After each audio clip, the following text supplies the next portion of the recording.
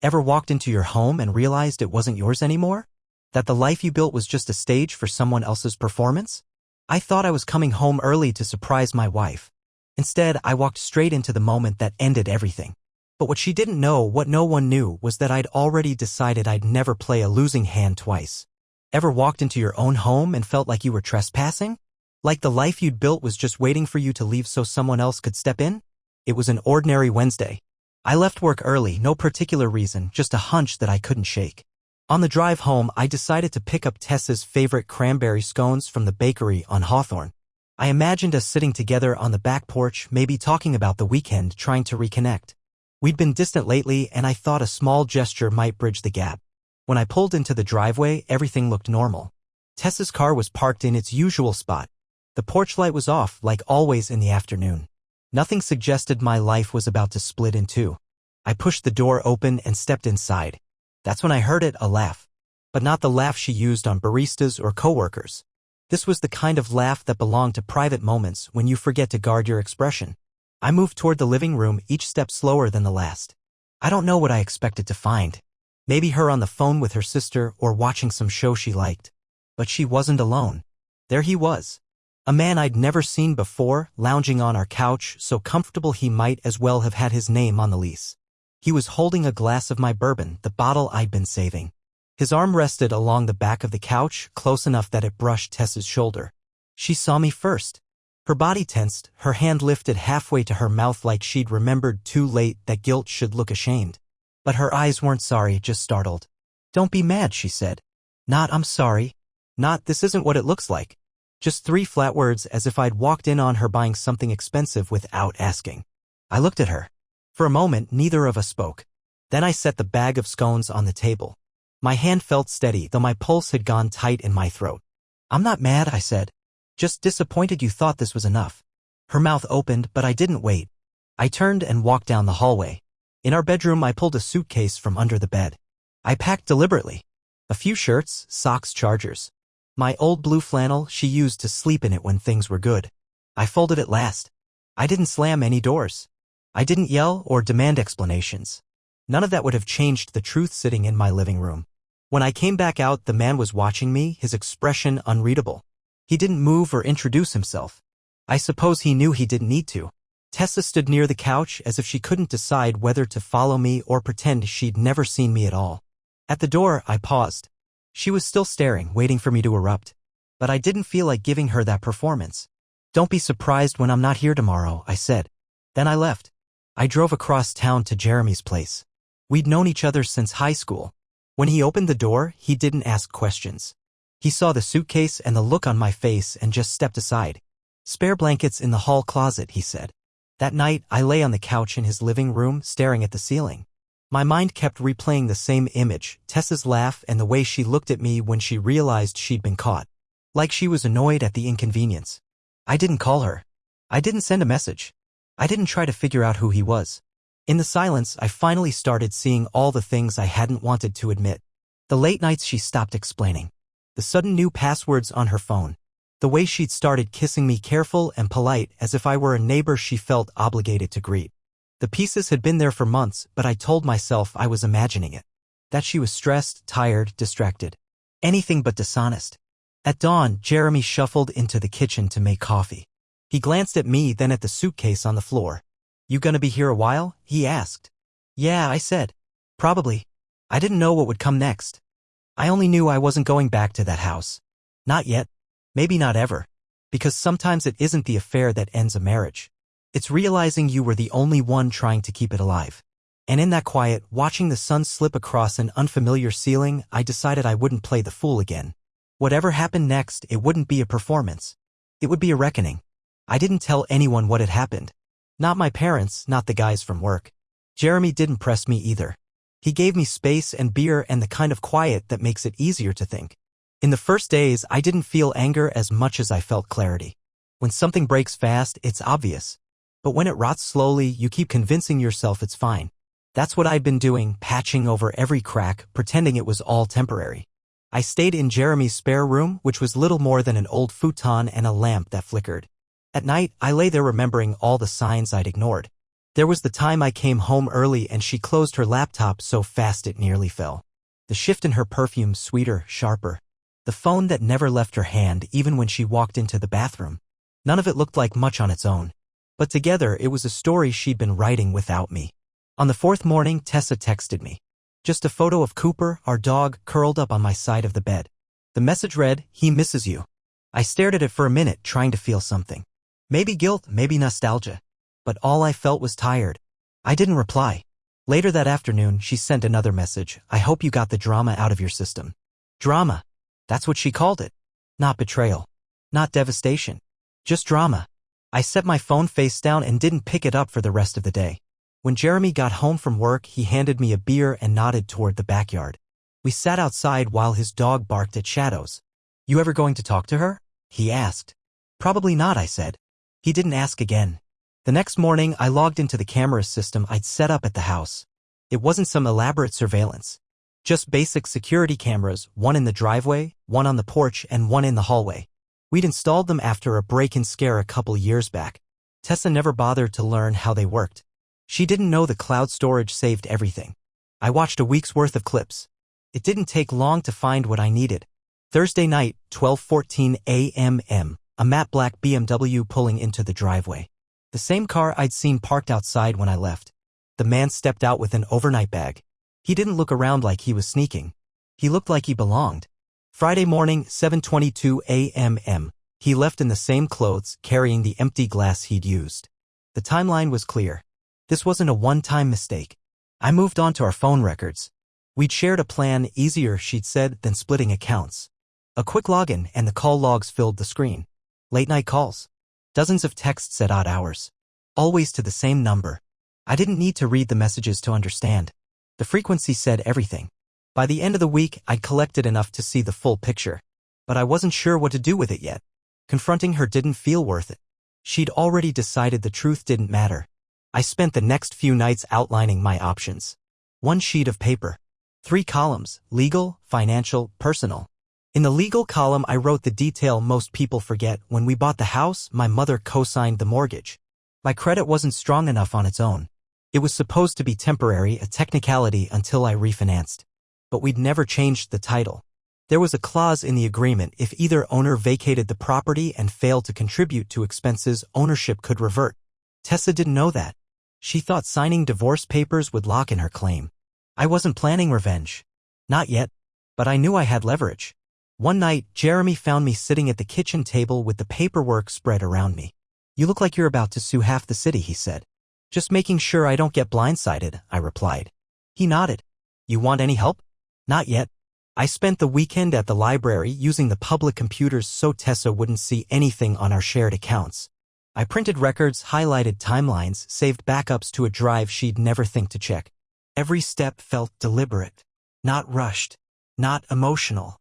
She wanted to pretend she'd upgraded her life while I was licking my wounds. She didn't understand that my silence wasn't surrender. It was preparation. By the second week, she stopped trying to contact me. No texts. No calls. Not even another photo of the dog. I suppose she thought she'd made her point. That I was irrelevant now.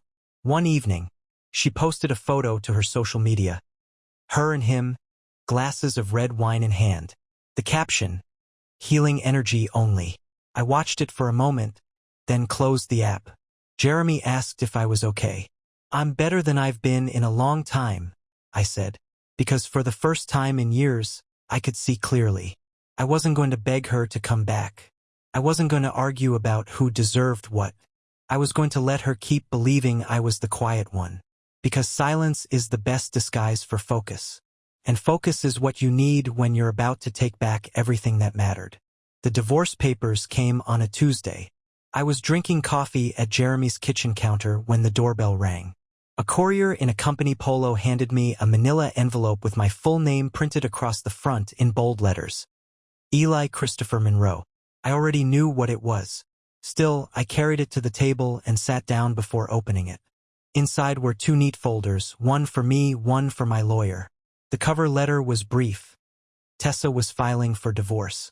She requested a clean split of assets, with the house assigned to her as primary residence. There was no note, No apology. Not even a short message acknowledging the years we'd shared. Just paperwork, methodical and cold. I read every line twice. She wanted the house before she realized she couldn't have it. She thought moving first would catch me unprepared. I called Braden, my lawyer, and read him the first paragraph. She's trying to secure the property, he said. Probably assumes you'll contest it later. Smart strategy. She doesn't know it was never hers, I said. He was quiet for a moment. You ready to proceed? Yes, I said. I signed the papers exactly as they were, no edits, no counterclaims. Then I scanned them and sent them back within the hour. Let her believe she'd won. That weekend, I saw her by accident. I was picking up takeout downtown when I spotted them walking into a brunch spot. Carter had his arm draped around her shoulder. She leaned into him, laughing. From the outside, they looked like any couple enjoying a carefree morning. I stood across the street for a moment, just watching. They didn't notice me. They were too absorbed in themselves. I didn't feel anger. Not anymore. Just a kind of hollow relief that I wasn't part of their performance. 2 days later, my phone pinged. A shared calendar notification I'd forgotten to disable. Event housewarming Saturday 12 p.m. Note, building a new future together. They were throwing a party. Inviting friends, neighbors, maybe even realtors. Showing off their new life. Jeremy was in the living room when I read it. You're not going, are you? He asked. I am, I said. He studied my face for a second. You sure? Positive. Saturday came with clear skies and a heavy feeling I couldn't shake. I dressed simply and stopped for coffee on the way. I didn't bring a bag because I knew I wouldn't be staying. Cars lined the street when I arrived. Music drifted from the backyard. I could hear laughter, the clink of glasses. I walked through the side gate without knocking. People turned as I stepped onto the patio. Conversations halted. Tessa was by a folding table arranging bottles of wine. When she saw me, her hands stilled in midair. This isn't the time, she said. It's exactly the time, I replied. I looked around at the faces. Some familiar from holiday parties, some strangers. Carter stood by the grill, a pair of tongs in his hand. He didn't say anything. I pulled a folder from my back pocket and set it on the table beside the wine. This, I said calmly, is the original title to the property.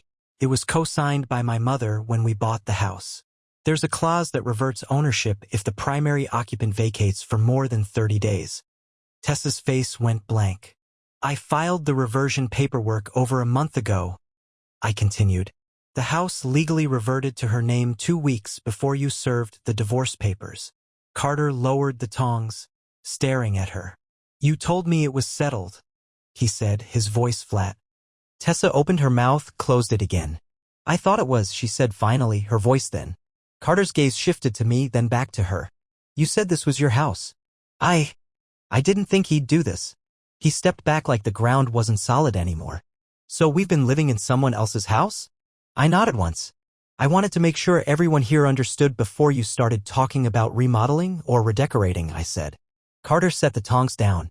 He didn't look at Tessa as he walked past her, through the gate and out of sight. No one spoke. Even the music felt distant, like it didn't belong in the moment. Tessa stood in the middle of the patio, hands at her sides, breathing shallow. She didn't look at me. I picked up the folder again. I'll be filing the eviction notice this week, I said. I'd appreciate it if you didn't damage anything before you leave. She didn't respond. I turned and walked out without glancing back. When I reached my car, my hands felt steady. No adrenaline. No regret. For months, I'd been waiting for her to show some honesty. Just one moment when she'd admit what she'd done.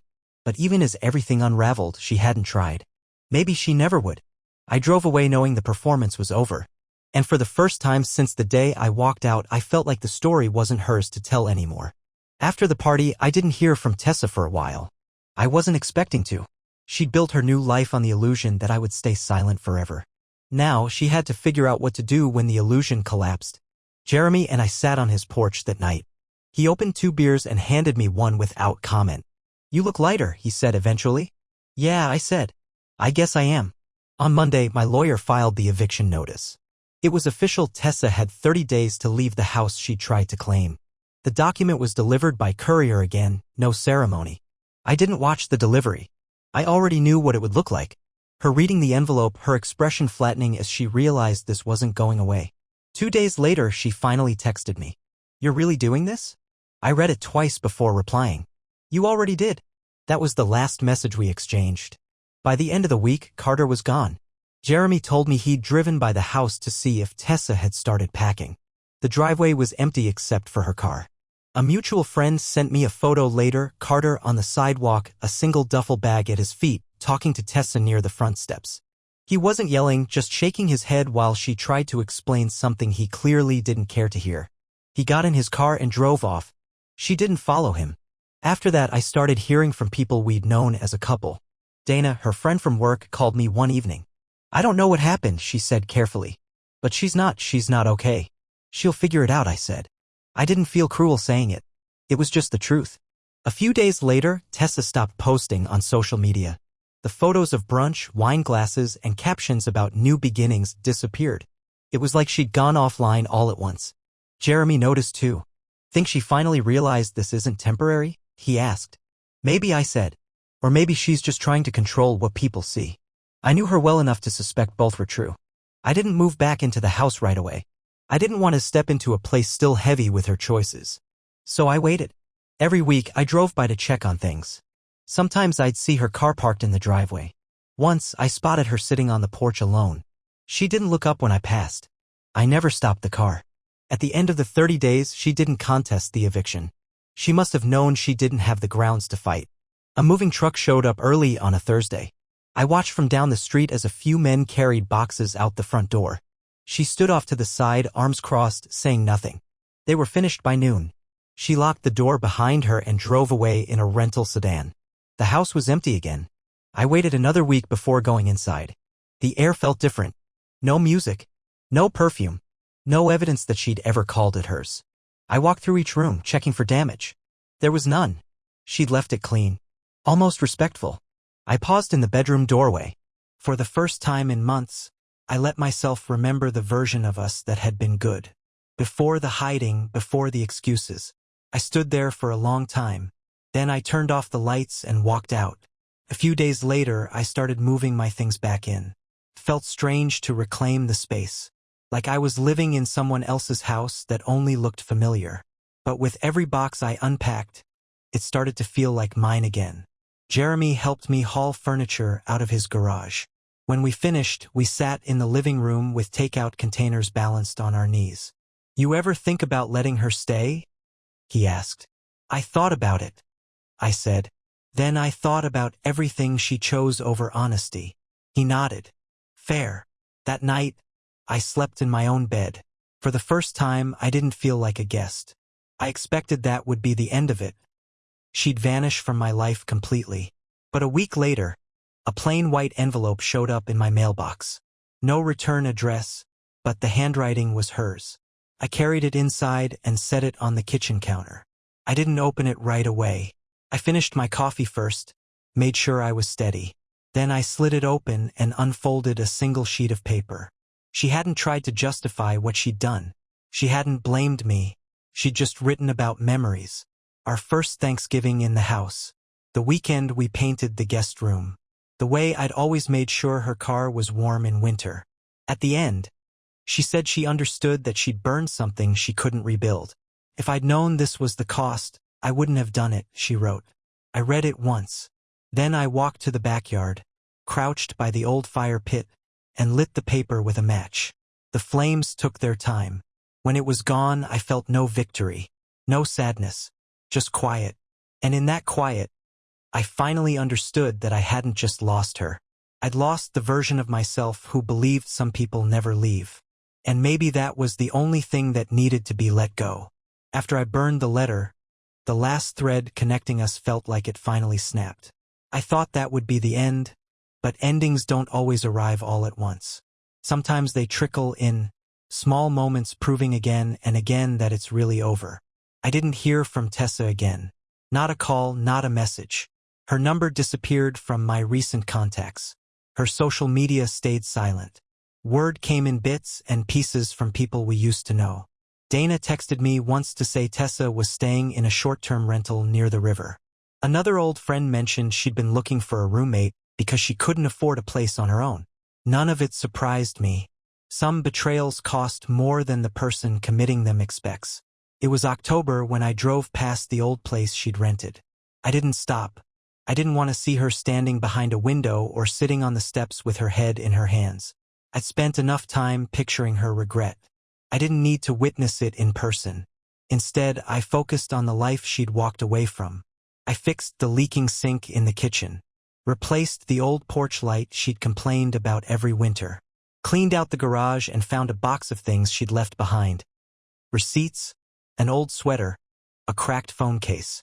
I threw it all away. Some evenings, I sat on the back porch with a cup of coffee, watching the sky fade to dusk. The house was quiet in a way that finally felt peaceful. One morning, I stopped by the brew house on my way to work. It had been months since I'd gone back to that place.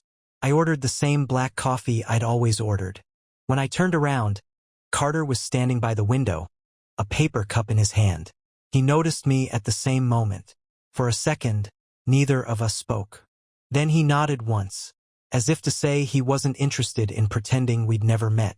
He came over and gestured to the empty chair across from me. Mind?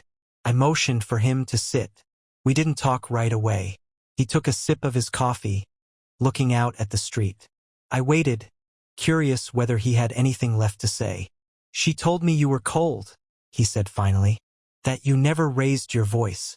That you were just done. I considered it. She wasn't wrong, I said. He nodded. I thought she was exaggerating. Now I get it.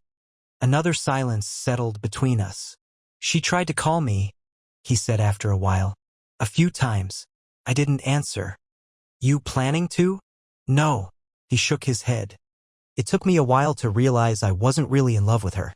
Just the idea of winning. That's an expensive lesson, I said. Yeah. I studied him for a moment. He looked different. Less sure of himself. Less like the man who'd stood in my kitchen with his hand on her shoulder. Do you ever think she knew it would end this way? He asked. Maybe, I said. But I think she thought someone would always catch her. He ran a hand over his jaw and let out a breath. Guess she was wrong. Yeah. We sat for a few more minutes. Neither of us was in a hurry to leave. When he finally stood, he didn't look angry or ashamed. Just tired. I hope you get past it, he said. I already did.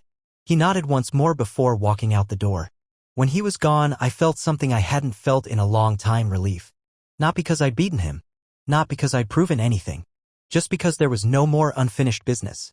Later that week, I took the last of her mail to the post office and filed a forwarding request. When I got back home, I locked the door behind me and sat at the kitchen table. I looked around the room. The space felt honest again. That night, I slept without waking up to check my phone, without replaying any conversations in my head. In the morning, I made coffee and carried it to the porch. The air was crisp. Leaves had started gathering along the steps. I took a sip and closed my eyes.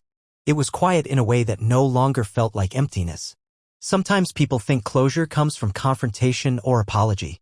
But I'd learned it often comes later, when you finally stopped waiting for anything to be different. Tessa had wanted excitement. She'd wanted something new, something that made her feel like her life wasn't ordinary. Maybe she got that for a while. But excitement doesn't stay. Stability does. I'd been the one who stayed when things were hard, who made sure the bills were paid and the house was safe. And when she decided that wasn't enough, she lost more than she understood. A few months later, Dana called me. She said Tessa had moved again. No one knew where she'd landed. Are you okay? Dana asked. I'm fine, I told her. And for once, I meant it completely. Because in the end, she didn't just lose a house or a marriage. She lost the version of herself who could have been loved without needing a performance. And me, I didn't lose anything worth keeping. If you've ever had someone walk out on everything you built together, remember this: closure doesn't always come in a conversation or a confession. Sometimes it comes quietly, the day you stop carrying their choices on your back. That's the day you're finally free.